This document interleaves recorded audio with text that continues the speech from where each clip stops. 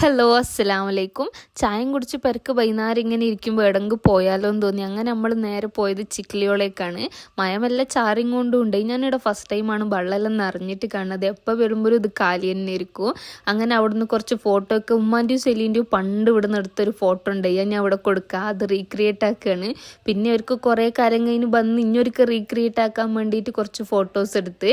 പിന്നെ അതാരൊക്കെ പോയേ പറഞ്ഞിട്ടില്ലല്ലേ, ഞാൻ ഉമ്മ സെലി കുട്ടികളും കുഞ്ഞോളും ഉണ്ട്. ഈ കുഞ്ഞോളെ കൂട്ടിയിട്ട് വീഡിയോ എടുക്കാൻ കുറേ ആളായി പറയണേ. നമ്മളുള്ളപ്പോൾ തന്നെ മഴ വന്നിട്ടുണ്ട്. ഈ കുട കൊണ്ടുപോയോണ്ട് രക്ഷപ്പെട്ട്.